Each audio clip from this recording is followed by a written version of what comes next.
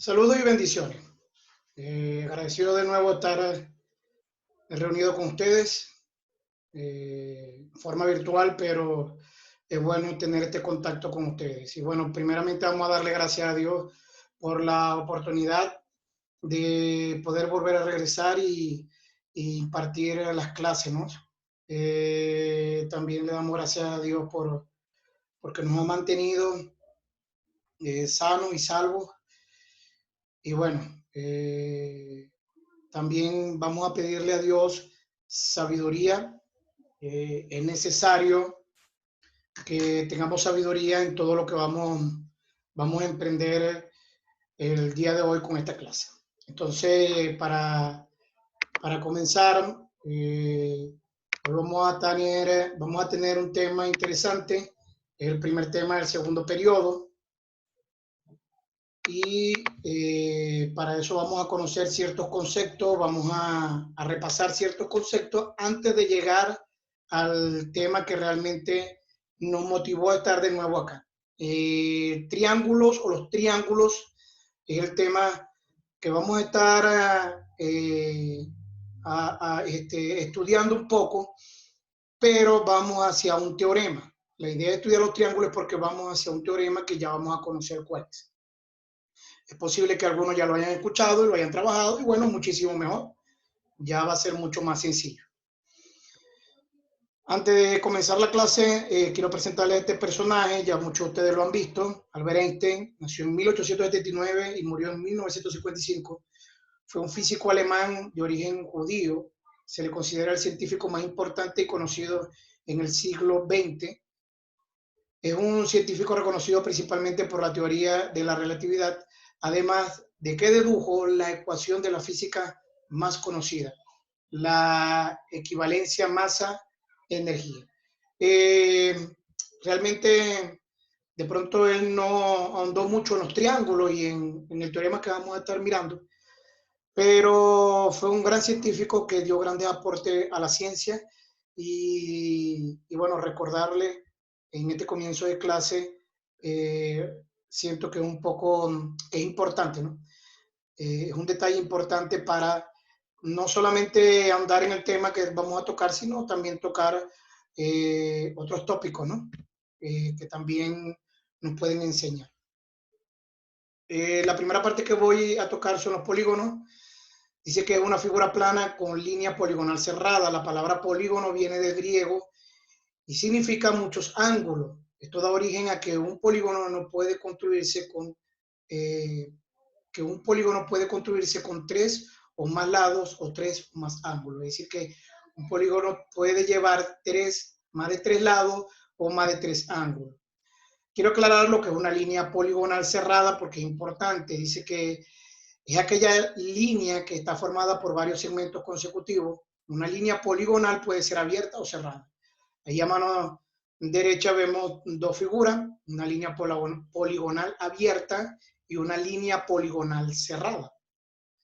Los polígonos tienen que hacerse con línea poligonal cerrada para que sea un polígono. No puede hacerse con líneas poligonales abiertas. Dentro de los polígonos tenemos los triángulos. Es un polígono que está formado por, vamos a construir el concepto del triángulo, ¿no? Para eso conoceremos los elementos y vamos a ver algunos otros conceptos que son importantes. Los puntos. En la puesta del lápiz en el plano, se le asigna a cada punto una letra mayúscula. Bueno, sabemos que un triángulo tiene tres puntas y para eso se coloca tres puntos y a cada uno se le asigna una letra mayúscula en el área de geometría o dentro de las figuras geométricas. Por lo tanto, una parte del concepto es que un triángulo tiene tres puntos. Los lados son segmentos de recta formados por puntos colineales. Ya voy a explicar lo que es colineal. A cada lado se le asigna una letra minúscula. Entonces, al unir estos puntos, vamos a tener tres lados y se le asigna una letra minúscula. El concepto de puntos colineales son puntos que van uno al lado del otro, ¿ok? Formando una línea. Si observamos bien, vamos a ver solamente puros puntos en una línea.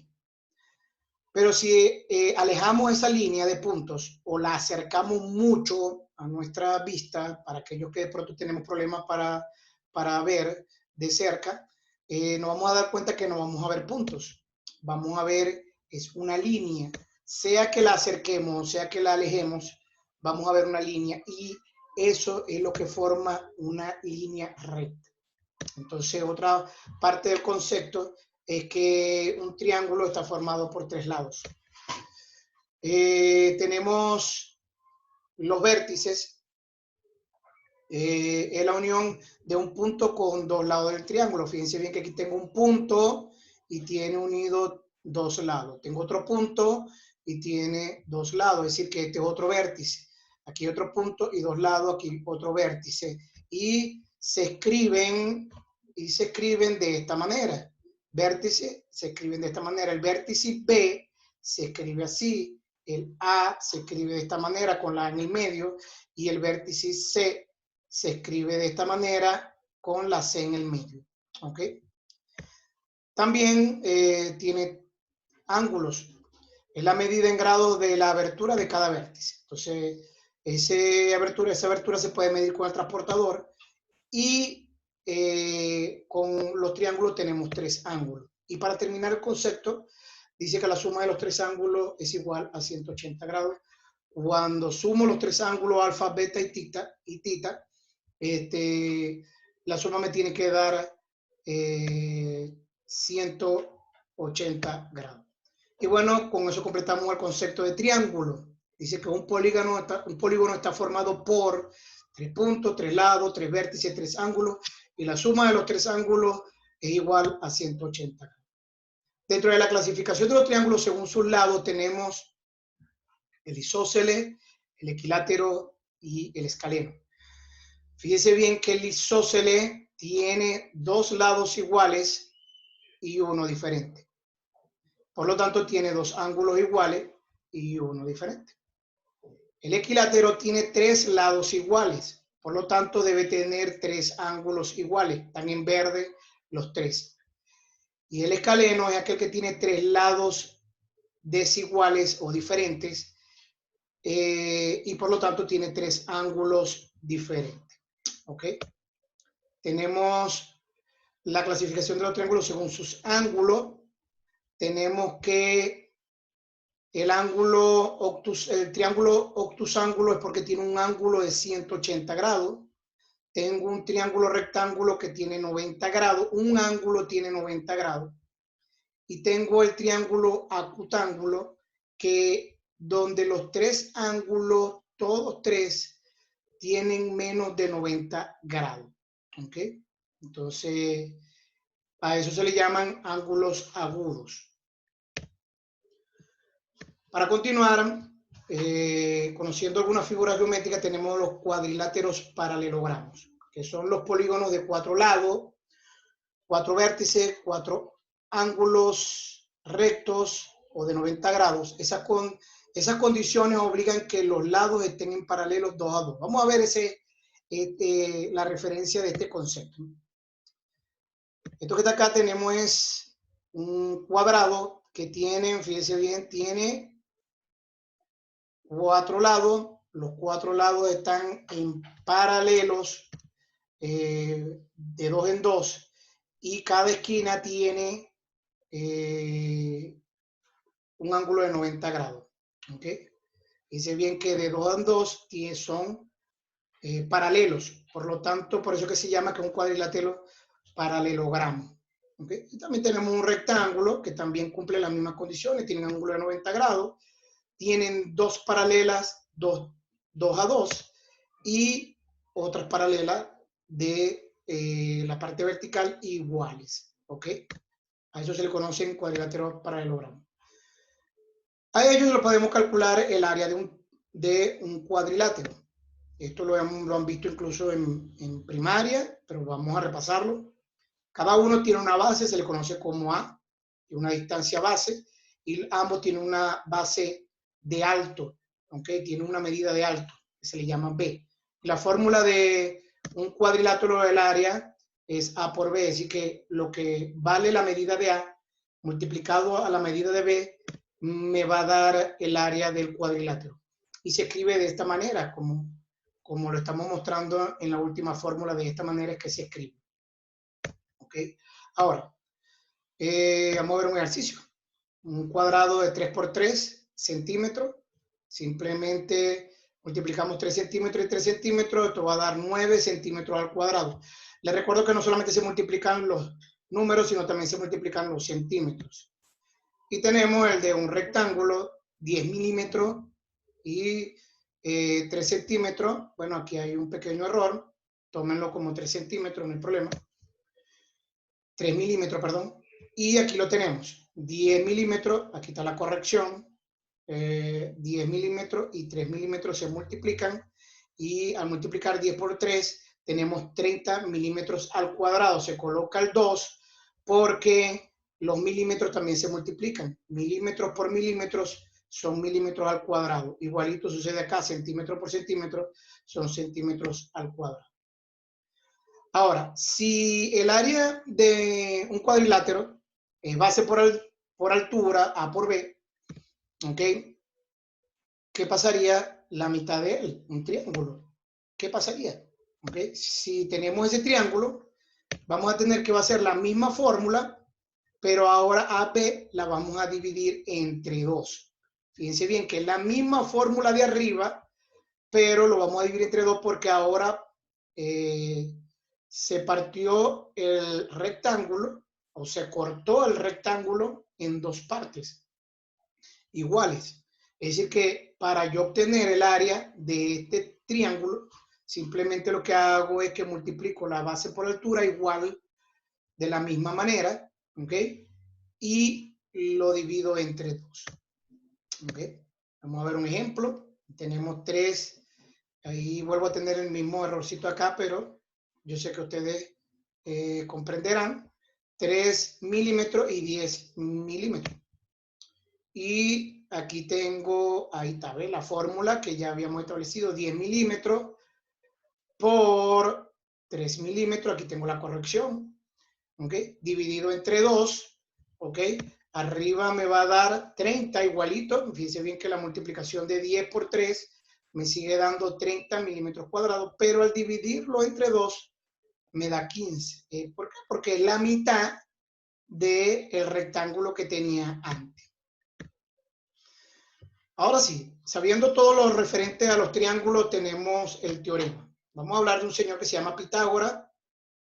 Pitágoras de Samos, se cree que nació en el año 582 y murió en el 507 a.C. Fue un filósofo matemático griego famoso por su teorema de Pitágoras, que en realidad pertenece a la escuela pitagórica, y no solo al mismo Pitágoras. Es decir, que no, él fue el creador, pero no fue el que la dedujo.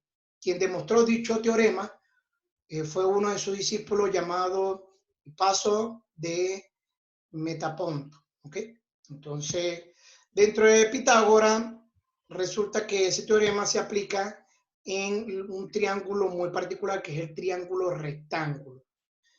¿Qué característica tiene él? Donde uno de sus ángulos tiene 90 grados. ¿Ok? Ese triángulo lo podemos ver de diferentes formas. En cualquier esquina que yo tenga en mi casa y esa esquina, ese rectángulo, ese cuadrado, lo corto por la mitad de forma diagonal, me voy a conseguir con el triángulo rectángulo. Ahora, ¿qué dice el teorema de Pitágoras? En todo triángulo rectángulo, la longitud de la hipotenusa al cuadrado es igual a la suma de la longitud de los catetos al cuadrado. Vamos a deducir y explicar un poco esa teoría. Tenemos un triángulo rectángulo. Él tiene 3 lados, a uno le voy a llamar A, en algunos libros le llaman H, y él se llama hipotenusa. Y dice que es el lado más largo del triángulo y está opuesto al ángulo de 90 grados. Fíjense bien que este lado A es opuesto al ángulo de 90 grados. Siempre la hipotenusa va a estar en el lado opuesto del ángulo de 90 grados. Y los otros 2 lados los vamos a conocer como catetos. ¿Ok? ¿Cuál es la característica de los catetos? Que están unidos al ángulo de 90 grados. Este está unido al ángulo de 90 grados y este también está unido al ángulo de 90 grados. ¿Okay? Esa es la característica principal de un teorema de Pitágoras o de la fórmula del teorema de Pitágoras. Y el concepto dice, ahí lo dice, usted puede ir leyendo arriba de nuevo, ¿ok? La longitud de la hipotenusa, que es A, la hipotenusa al cuadrado, es igual a la suma de los catetos al cuadrado. Es decir, la suma de A al cuadrado es igual a la suma de B y C al cuadrado. Esta es la fórmula principal del teorema de Pitágoras. ¿Okay? Ahora, esta es la fórmula que acabo de explicar, la definida en ese triángulo. Pero si yo necesito calcular la hipotenusa, que es la A, resulta que está este 2 que me está molestando y necesito hacer un artificio o un proceso matemático para eliminar este 2, que lo vamos a explicar aparte antes de hacer un problema. Si yo le agrego a esa una raíz cuadrada, ¿ok? Fíjense bien que es el mismo 2 de la potencia. Y ya hemos estudiado que la raíz es la inversa de la potencia. Es decir, que raíz cuadrada es inversa a este cuadrado que está acá. ¿Okay? Por supuesto, si yo le regalo una raíz a este lado de la expresión, ¿okay? Tengo que obsequiarle una raíz al otro lado de la expresión. Y fíjense bien lo que sucede. El 2 de la raíz se elimina con el 2 de la. ¿Por qué? Porque acabo de decir que son operaciones inversas. Y al ser iguales, ellas se eliminan o da 1. Y la expresión me queda de esta manera. Fíjense bien que al eliminar el 2 de la raíz y el 2 de la potencia, me va a quedar esta expresión. Con esta expresión es que yo puedo calcular el teorema de Pitágoras. Vamos a ver un ejemplo. En la siguiente imagen, calcular el largo de la escalera. Fíjense, tenemos una escalera.